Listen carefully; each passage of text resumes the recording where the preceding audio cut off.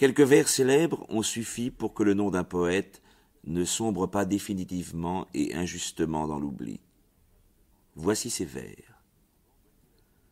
Au banquet de la vie, infortuné convive, j'apparus un jour et je meurs. Je meurs, et sur ma tombe où lentement j'arrive, nul ne viendra verser des pleurs.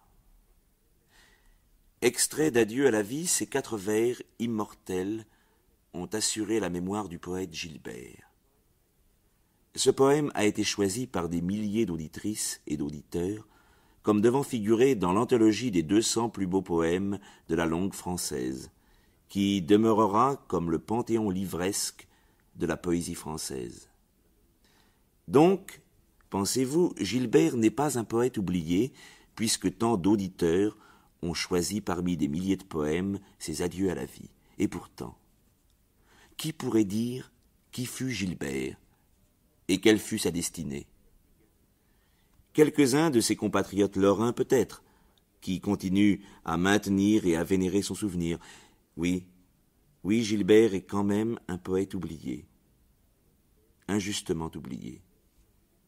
Pour définir brièvement la place qu'il mérite dans l'histoire de la poésie française, Gilbert, comme vous pourrez vous en rendre compte en écoutant ce soir quelques-uns de ses poèmes, est le très authentique précurseur du romantisme en général, de Lamartine et de Musset en particulier. Charles Nodier, qui exerça une influence profonde et déterminante sur tous les écrivains romantiques, avait reconnu le génie de Gilbert, et c'est lui qui écrivit la préface des œuvres de Gilbert, parue en 1826, 46 ans après sa mort. Nodier, le plus lucide et le plus clairvoyant critique de son époque, avait tenu à rendre hommage à ce poète oublié et avait été ému par ce que sa destinée comportait de tragique.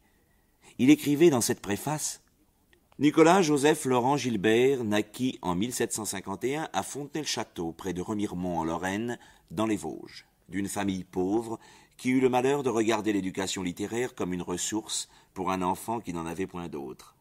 Ses parents pouvaient faire de leur fils un ouvrier, qui vivrait paisible encore du travail de ses mains et qui jouirait d'une douce obscurité à l'abri de la haine et de l'envie. Et le destin lamentable du poète commence. Un de ceux qui n'ont pas oublié ce poète parce qu'il est lui-même un poète, qui vit dans le pays natal de Gilbert, notre ami Pierre Horry, résume ainsi cette destinée. Ses études achevées, Gilbert vint à Paris pour y conquérir la gloire et la fortune. Mais il n'y trouva qu'indifférence et hostilité de la part des philosophes qu'il combattit de tout son talent, de toute son énergie. Malgré l'appui de quelques généreux protecteurs, Gilbert connut une misère affreuse, et sa santé déclina. Désespéré de l'échec de ses ouvrages, le malheureux poète devint fou. Interné à l'Hôtel-Dieu, après une crise de démence, il avala la clé de sa cassette et mourut. 1780. 8 jours avant sa mort, il avait écrit l'élégie « Adieu à la vie ». Désespéré de l'échec de ses ouvrages, cet échec n'est-il pas injuste? Écoutez ce poème. Forêt solitaire et sombre, je viens dévorer de douleur, sous vos majestueuses ombres, du repos qui me fuit respirer les douceurs. Recherchez, vain mortel, le tumulte des villes.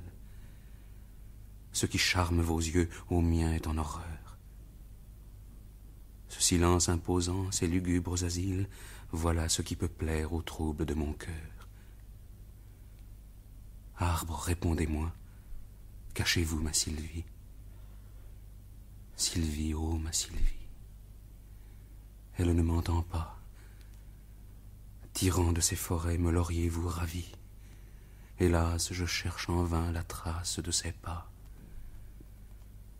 Ô feuillage chéri, voluptueux feuillage, combien de fois vos noirs ombrages nous ont aux yeux jaloux l'un et l'autre voilés, et que ces doux instants se sont vite écoulés.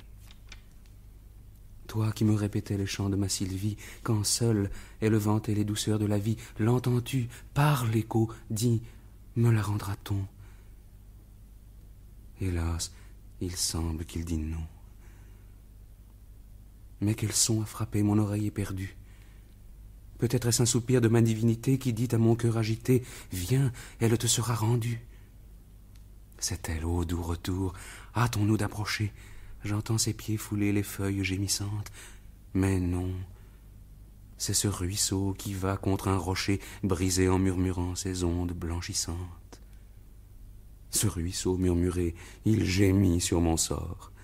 Ces arbres attristants et voués à la mort, qui couronnent ses rives, ces sapins, ces cyprès, leur morne majesté, ces bois silencieux, leur vaste obscurité, tout semble prendre part à mes douleurs plaintives. Ah, revint-elle encore, il ne sera plus temps. Ses yeux, au lieu de moi, retrouveront ma cendre, et les pleurs que sur elle on la verra répandre, ces regrets douloureux, ces longs gémissements, viendront au tombeau même éveiller mes tourments.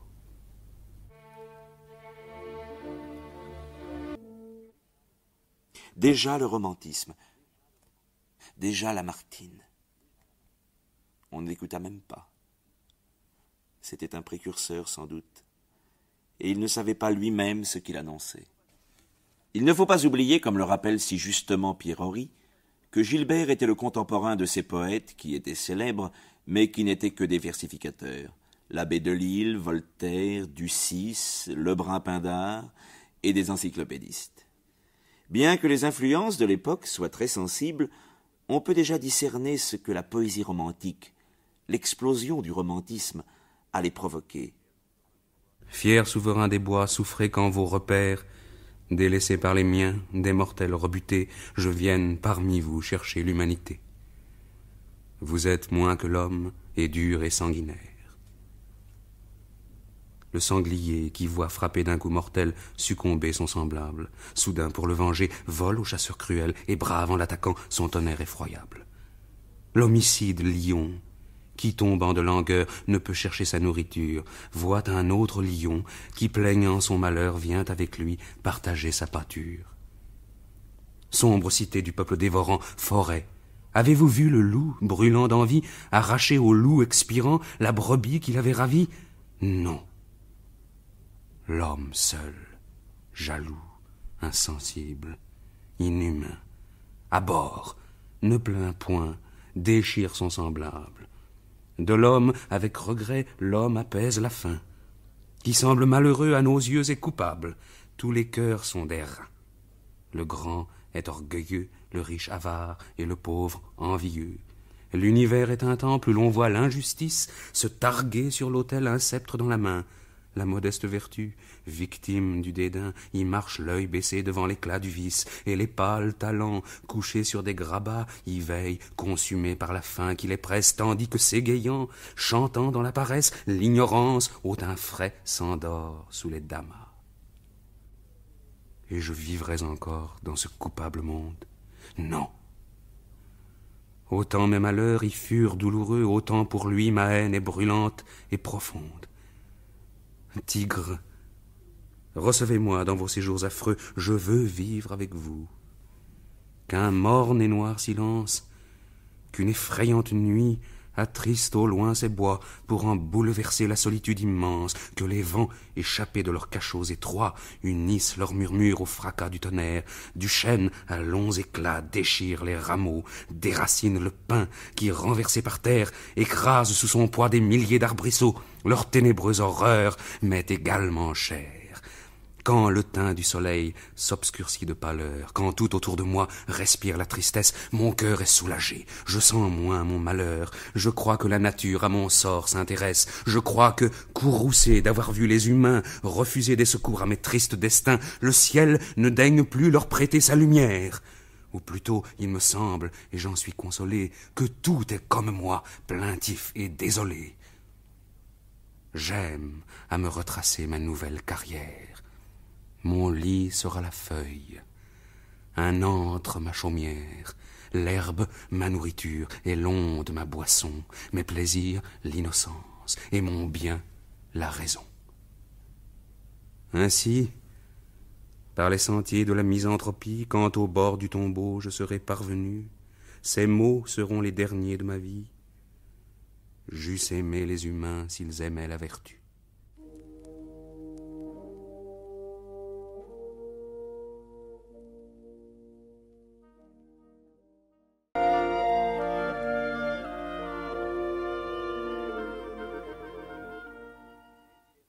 Mais il est rare que les précurseurs soient reconnus. On les oublie facilement. Seuls quelques fidèles ne veulent pas oublier. Dans le village où est né Gilbert, à Fontenay, près de l'école, se dresse aujourd'hui la statue du poète. La statue primitive, comme le rappelle son fervent admirateur Pierre Horry, victime de la dernière guerre, a disparu. Mais elle a été déjà remplacée, et le souvenir, la fidélité demeurent. Pas un paysan, pas une brodeuse, pas un ouvrier du village natal qui ne vénère le poète. Il convient de s'associer à cette vénération. Gilbert fut un poète maudit, comme Verlaine le disait. Écoutez son chef-d'œuvre. J'ai révélé mon cœur au Dieu de l'innocence. Il a vu mes pleurs pénitents. Il guérit mes remords. Il m'arme de constance. Les malheureux sont ses enfants. Mes ennemis riants ont dit dans leur colère qu'il meurt et sa gloire avec lui. Mais à mon cœur calmé, le Seigneur dit en Père, leur haine sera ton appui. À tes plus chers amis, ils ont prêté leur rage. Tout trompe la simplicité. Celui que tu nourris court vendre ton image noire de sa méchanceté. Mais Dieu t'entend gémir. Dieu vers qui te ramène un vrai remords, né des douleurs. Dieu qui pardonne enfin à la nature humaine d'être faible dans les malheurs.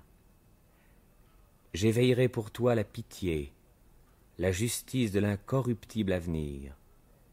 Eux-mêmes épureront par leur long artifice ton honneur qu'ils pensent ternir. Soyez bénis, mon Dieu, vous qui daignez me rendre l'innocence et son noble orgueil, vous qui, pour protéger le repos de ma cendre, veillerez près de mon cercueil.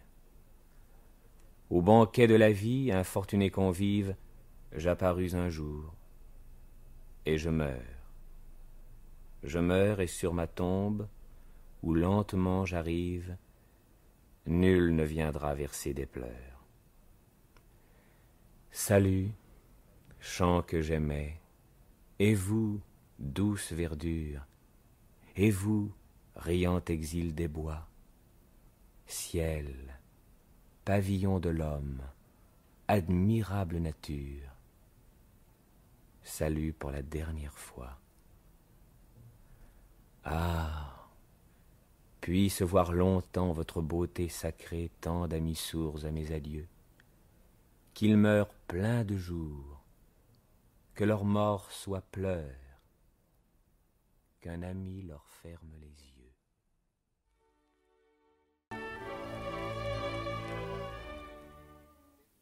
Personne, en 1951, n'a songé à célébrer le 2e centenaire de la naissance du poète Gilbert. Espérons qu'en 1980, nos petits-neveux et nos petites-nièces seront moins ingrats que nous, et que pour le 2e centenaire de l'anniversaire de sa mort, on se souviendra du poète, et l'on viendra, comme il ne l'espérait pas, verser des pleurs sur sa tombe.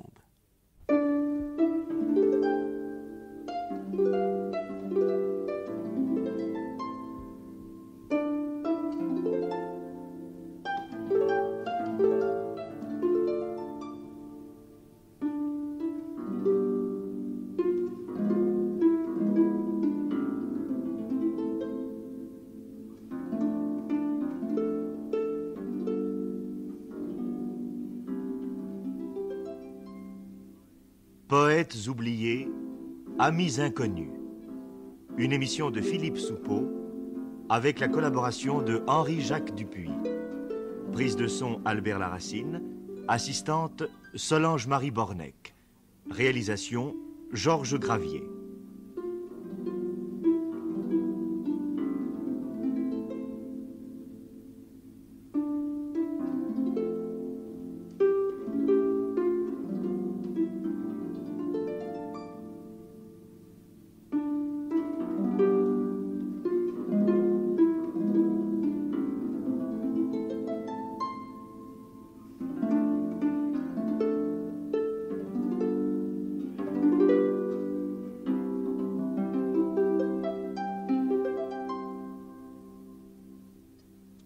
Les poèmes de Nicolas-Joseph Laurent Gilbert ont été dits par Gabriel Catan et Jean Topard. Henri Poirier vous présentez l'émission. La semaine prochaine, Raymond Roussel. Raymond Roussel. Raymond Roussel.